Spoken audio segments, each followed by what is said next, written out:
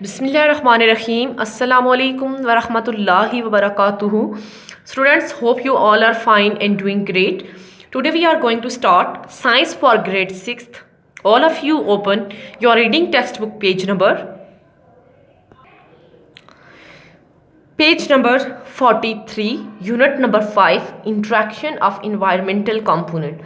Interaction mean by me tahammul of environmental component mean माहौल के जो तरकीबी अज्जा हैं उनके साथ बायमी तहम्मुल, ठीक है, या बायमी अमल।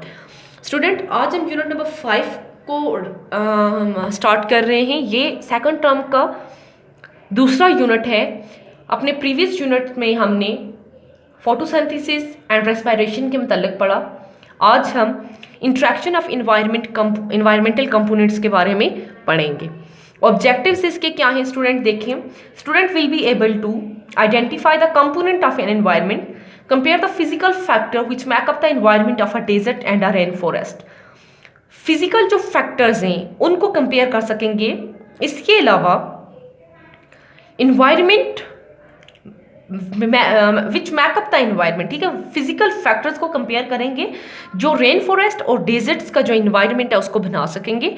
आज के अपने लेक्चर्स में हम इन्हीं पॉइंट्स को डिस्कस करेंगे और जो रहेगी इंशाल्लाह हम अपने नेक्स्ट लेक्चर्स में इनको कंप्लीट करेंगे। Think back, can you name the component of an environment. क्या आप इन्वायरमेंट के अंदर जो कंपोनेंट्स पाए जाते हैं आप उनका नेम ले सकते हैं? आपको पता है कि वो कौन कौन से कंपोनेंट्स हैं? ओके स्टूडेंट्स, मैं आपको बताती हूँ कि वो कौन कौन से कंपोनेंट्स हैं। सबसे पहले हमारे पास दो मेजर कंपोनेंट्स इन्वायरमेंट के अंदर पाए जाते हैं। बायोटिक कंपोनेंट, बायोटिक मीन जिंदा जानदार चीज़ों से रिलेटेड, और एबायोटिक कंपोनेंट मीन बेजान चीज़ों से रिलेटेड। अब इंशाल्लाह हम जैसे जैसे लेक्चर को आगे बढ़ाते जाएंगे तब मैं आपको बताऊंगी कि बायोटिक कंपोनेंट कौन कौन से एनवायरनमेंट के अंदर और एबायोटिक कंपोनेंट्स कौन कौन से हैं। There is a vast variety of organism on our planet. आपको पता है कि हमारा जो प्लैनेट है इसके ऊपर वसी इकसाम के ऑर्गेनिज्म पाए जाते हैं। If you observe them you will find out that all living organism are interdependent on each other and non living things in environment. अगर आप मुशाहिदा करें या फिर आप ऑब्जर्व करने की कोशिश करें तो आप देखेंगे कि जितने भी लिविंग ऑर्गेनिज्म हैं वो एक दूसरे के ऊपर डिपेंड करते हैं, ठीक है। लिविंग ऑर्गेनिज्म जो हैं डिपेंड करते हैं नॉन लिविंग थिंग्स के ऊपर भी। जानदार चीज़ें जो हैं वो जानदार चीज़ों के अलावा जितने भी ऑर्गेनिज्म हैं एक दूसरे के अलावा जितने भी नॉन लिविंग थिंग्स हैं उसके ऊपर भी डिपेंड करेंगे। An environment is the surrounding in which living organism interact with living and non-living thing. Environment वो सराउंडिंग है, वो एरिया है जहाँ पर लिविंग ऑर्गेनिज्म लिविंग थिंग्स और नॉन लिविंग थिंग्स के साथ इंट्रैक्ट करेंगे, यानी उनका उसके साथ बायमी अमल होगा। For example a deer eats grass. मैं आपको एक एग्जाम्पल दे रही हूँ। हिरन घास को खाता है and line eat a dears. देखें, लाइन किसको खाएगा? घास को खाएगा। अब डियर को कौन खा जाएगा? लाइन खा जाएगा, ठीक है। This interaction help them to stay alive and flourish in an environment. अब इस इंट्रैक्शन की वजह से जितने भी ऑर्गेनिज्म हैं वो जिंदा रहते हैं, नशो नमा पाते हैं माहौल के अंदर, नशो नमा। ओके, ठीक है। कीवर्ड्स हैं आपके पास students, environment, parasite, biotic, abiotic, commensal, desert, rainforest. Read and share. Prophet Muhammad sallallahu alaihi wasallam said, faith consists of 60 or 70 branches. Faith mean ईमान. The best of them is there is no God. तो इसमें से सबसे बेहतरीन कौन सा है कि कोई अल्लाह नहीं है। There is no God but Allah. अल्लाह के सिवा कोई माबूद नहीं। The lowest of them is to remove harmful things from the road. और जो छोटा है, जो सबसे कम है, वो क्या है कि हमें रास्ते में से, सड़क में से जितनी भी नुकसान पहुंचाने वाली चीज़ें हैं उनको रिमूव कर देना चाहिए, फिर हटा देना चाहिए। Modesty is also a branch of faith. इसके अलावा मोडेस्टी जो है वो भी फेथ की एक ब्रांच है, ये शाख है। Component of an environment, page number 44। The component of an environment are divided into two categories. ठीक है, जो एनवायरनमेंट के कंपोनेंट है उनको हम हमने दो कैटेगरीज या फिर दो ग्रो में तकसीम कर दिया है। First one is biotic and the other one is abiotic. अभी मैंने फर्स्ट पेज पे आपके साथ ये चीजें डिस्कस भी की हैं।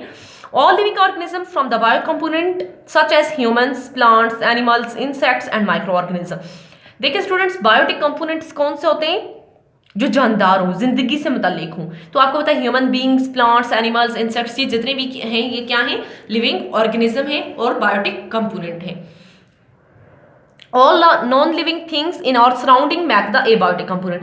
जबकि जितनी भी नॉन लिविंग थिंग्स होंगी, जितने भी बेजान कंपोनेंट्स हमारे इन्वायरमेंट में होंगे, वो एबायोटिक कंपोनेंट है, such as air, water, light, soil and temperature. Okay, यहाँ देखिए एनवायरनमेंट में आपके पास कंपैरिजन में दोनों चीजें दे दी हैं। बायोटिक कंपोनेंट के बारे में भी आपको बता दिया कौन कौन से हैं, और एबायोटिक कंपोनेंट्स का भी बता दिया है कि वो कौन कौन से हैं। नाउ बायोटिक कंपोनेंट को हम एक्सप्लेन करेंगे। It includes all living thing. अब देखें बायोटिक कंपोनेंट, बायोटिक मीन जिंदगी से मुतल्लिक, जानदार चीजों से मुतल्लिक जितनी भी लिविंग थिंग्स होंगी वो इसमें शामिल होंगी in an environment such as plants, animals and micro organism. Okay students, biotic component की जो एग्जांपल्स हैं आप रीड आउट कर लें और अंडरस्टैंड भी plants, animals and micro organism. Let's study how living things interact with each other. अब हम स्टडी करेंगे, हम देखेंगे कि लिविंग थिंग्स कैसे एक दूसरे के साथ इंटरेक्ट करती हैं। प्रोड्यूसर, प्रोड्यूसर्स मीन पैदा करने वाला। Plants have ability to make their own food. अब आपको पता है कि हमारे इन्वायरमेंट के अंदर सिर्फ प्लांट्स वाइज प्रोड्यूसर्स हैं जो अपनी खुराक खुद बना सकते हैं।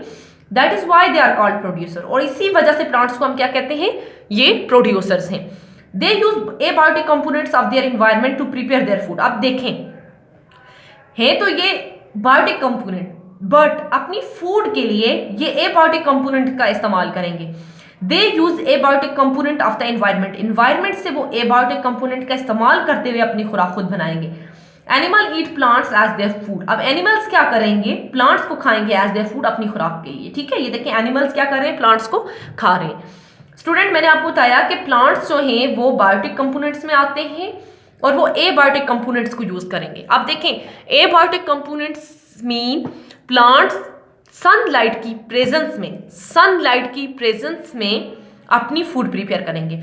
तो प्लांट्स जो हैं वो क्या करेंगे? अपनी खुराक को बनाने के लिए फोटोसिंथेसिस के दौरान सनलाइट का, वाटर का और कार्बन डाइऑक्साइड का इस्तेमाल करेंगे।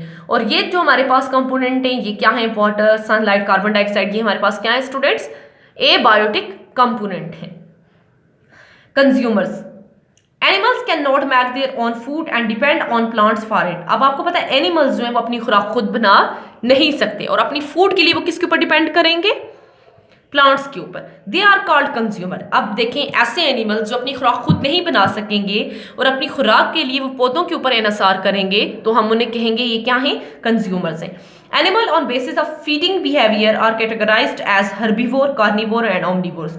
अब एनिमल्स जो है स्टूडेंट्स, उनका जो फीडिंग बिहेवियर है उसकी बेस पर हमने उनको हर्बीवोर, कार्निवोर और ओमनिवोर्स की कैटेगरी में डिवाइड किया है। फर्स्ट है आपके पास प्राइमरी कंज्यूमर। ठीक है, प्राइमरी कंज्यूमर्स को हम देखेंगे वो कौन से हैं? डायरेक्टली फीड ऑन प्लांट्स, चारा खोर मवेशी। ठीक है, directly feed on plants. Primary consumer क्या करते हैं? डायरेक्ट प्लांट्स के ऊपर अपनी खुराक के लिए डिपेंड करते हैं। दैट्स वाई हम इनको क्या कहेंगे? हर्बीवोर। हर्बीवोर कौन से स्टूडेंट्स होते हैं? चारा खोर मवेशी मीन घास खाने वाले जानवर। Secondary consumer feed on herbivore. अब जो सेकेंडरी कंज्यूमर होंगे वो किसके ऊपर डिपेंड करेंगे? हर्बीवोर के ऊपर डिपेंड करेंगे एंड अदर एनिमल्स और दूसरे जानवरों के ऊपर। दे आर कॉल्ड कार्निवोर, और इसको हम क्या कहेंगे? कार्निवोर। गोश्तखोर जानवर या फिर गोश्त और पौधे खाने वाला गोश्तखोर जानवर या फिर पौधा। कार्निवोर क्या होता है स्टूडेंट्स? गोश्तखोर जानवर या पौधा। There is another group of animal that feed on both plants and animal. अब हमारे पास एक ग्रुप और एनिमल्स का जो प्लांट्स को भी खाता है और एनिमल्स को भी खाता है, और इसे हम क्या कहेंगे? ओमनीवोर, सब कुछ खा जाने वाला जानवर। स्टूडेंट्स, हर्बीवोर के एग्जाम्पल में अब आप देखें तो आपके पास क्या है? गोट है। सेकेंडरी कंज्यूमर की एग्जाम्पल में अगर आप देखें तो आपके पास है लाइन, और ओमनीवोर की एग्जांपल में आपके पास है बियर। डीकंपोजर्स मीन ये वो ऑर्गेनिज्म हैं जो dead bodies of plants and animal को तोड़ फोड़ करते हैं या फिर उनकी तहलील करते हैं। Organism that feed on dead and decaying matter of living things और कॉल्ड डीकंपोजर। वो ऑर्गेनिज्म जो डेड और डिकेइंग मैटर, लिविंग थिंग्स के जो डेड पार्टिकल्स हैं, अगर वो उनके ऊपर डिपेंड करते हैं तो उन्हें हम क्या कहेंगे? Decomposers. Bacteria and fungi are common example. देखें बैक्टीरिया और फंजाई क्या करते हैं? जितने भी ऑर्गेनिज्म जो डेड हो जाते हैं उनकी तोड़फोड़ करते हैं। They break complex molecule of dead matter. अब ये क्या करेंगे? जो पेचीदा मॉलिक्यूल होंगे डेड मैटर्स के, उनको तोड़कर सिंपल में चेंज करेंगे, that return to the environment, जो वापस एनवायरनमेंट को मिल जाएंगे। एबायोटिक कंपोनेंट में देखें स्टूडेंट्स आपके पास क्या है? All physical factor of our environment such as climate, water, soil, temperature, light and air are abiotic component। ठीक है, ये सारे क्या है हमारे पास? abiotic component है। climate, water, soil, temperature, etc। सबसे पहले हम वाटर को डिस्कस करेंगे। A very important abiotic component in an ecosystem is water। माहौली निज़ाम के अंदर जो सबसे इंपॉर्टेंट abiotic फैक्टर है, abiotic component है, वो क्या है? पानी। All organism need water for survival. जितने भी ऑर्गेनिज्म हैं उनको जिंदा रहने के लिए किसकी नीड है? पानी की। Plant can not prepare food without water. Animal require water for body function such as temperature regulation and removal of waste. देखिए स्टूडेंट, मैंने आपको बताया कि इकोसिस्टम के अंदर सबसे इंपॉर्टेंट एबायोटिक कंपोनेंट हमारे पास वाटर है। जितने भी लिविंग ऑर्गेनिज्म हैं उनको सर्वाइवल के लिए पानी की जरूरत है। प्लांट्स जो है वो पानी की एब्सेंस में फूड प्रिपेयर नहीं कर सकेंगे। इसके अलावा जितने भी एनिमल्स हैं उनको अपनी बॉडी के अंदर होने वाले जितने भी फंक्शंस हैं उनको रेगुलेट करने के लिए पानी की नीड होगी। सेकंड आपके पास एबायोटिक कंपोनेंट में आ जाता है soil. Soil is a mixture of broken rocks, dust particle, minerals, micro organism, dead matter of plants and animals. It plays an important role in the environment. It anchors the plant in the ground. Microbes present in the soil break down plants and animal residue into the nutrients which are taken up by plants for growth and food preparation.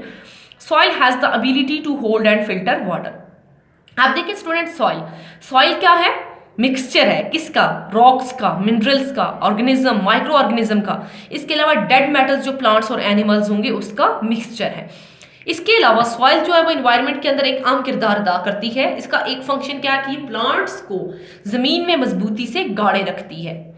इसके अलावा microbes जो soil में पाए जाते हैं वो plants और animal को ब्रेक डाउन करते हैं, और जो रेजिड्यू मीन बचा खुचा जो न्यूट्रिएंट्स होता है वो प्लांट्स की ग्रोथ के लिए सॉइल में रह जाता है। इसके अलावा फूड की प्रिपरेशन के लिए वो सॉइल के ऊपर रहता है, जिसकी वजह से हमारी सॉइल फर्टाइल होगी तो ही प्लांट्स की प्रोडक्शन होगी। सॉइल के अलावा क्या? इसके अलावा सॉइल में एबिलिटी है, जमीन जो है, मिट्टी जो है, उसके अंदर ये एबिलिटी है कि वो फिल्टर कर सके वाटर को, एंड फिल्टर वाटर के वो पानी को भी फिल्टर कर सकती है। टेम्परेचर जो है आपके पास तीसरा कंपोनेंट जो है वो क्या है स्टूडेंट्स? देखें, sunlight mainly control the temperature of a specific area. Sunlight जो है वो क्या करेगी? स्पेसिफिक एरिया का जो टेम्परेचर उसको कंट्रोल करेगी। Those area that receive direct sunlight have high temperature. अब देखिए वो एरिया जो डायरेक्ट सनलाइट को रिसीव करेंगे वहां का टेम्परेचर हाई होगा, जबकि जिनको डायरेक्ट नहीं मिलेगी वहां का टेम्परेचर क्या होगा? कम होगा। Plant need an ideal range of temperature. अब प्लांट्स की ग्रोथ के लिए उनको आइडियल टेम्परेचर चाहिए होगा ताकि वो अपनी खुराक को प्रिपेयर कर सकें। There are many animals that cannot maintain their body temperature such as lizard, frog and they hide themselves in extreme temperature।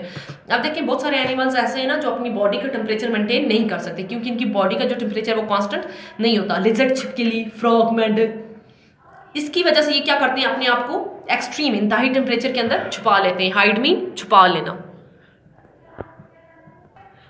Move to the next page, page number 46। Light is very important for all organism. Okay students, light जो है important है तमाम organism के लिए। The sun is the major source of light. अब आपको पता है कि हमारे पास जो मेजर सोर्स ऑफ लाइट है वो क्या है? सन है। Plant need sunlight for photosynthesis. Animal perform many activity in the presence of light. अब आपको पता है कि फोटोसिंथेसिस के लिए लाइट का होना जरूरी है। इसके अलावा बहुत सारे एनिमल्स ऐसे हैं जो कि लाइट की प्रेजेंस में अपनी एक्टिविटीज को सर अंजाम देते हैं। Air is a mixture of different gases including carbon dioxide, oxygen, nitrogen, and other gases. Organisms depend on air for different gases. Plant need carbon dioxide for photosynthesis. Organism need oxygen to respire. All abiotic components are very important. If one of them is not available, it will affect the whole environment. The availability of these physical components varies in different environment according to the need of organism.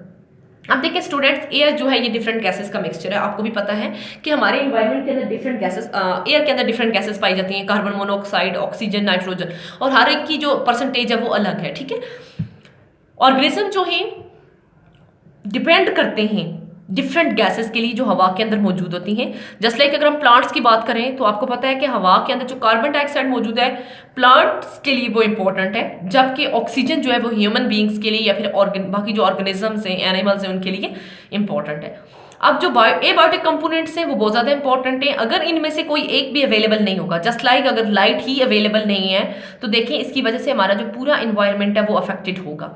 और जो availability होगी physical component की वो varies करेगी, ठीक है, in different environment according to the need of organism. Organism की need के अकॉर्डिंग ये फिजिकल कंपोनेंट जो हैं वो डिफरेंट इन्वायरमेंट के अंदर वेरीज करेंगे, ठीक है, in different environment according to the need of organism. Okay student, ये हमारा आज का लेक्चर था जिसमें हमने बायोटिक कंपोनेंट्स के अकॉर्डिंग पढ़ा।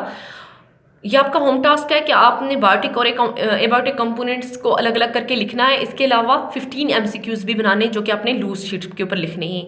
लेक्चर को आपने केयरफुली सुनना है ताकि आपको हर चीज़ अंडरस्टैंड हो सके। जज़ाकिल्लाह फ़ी अमानिल्लाह।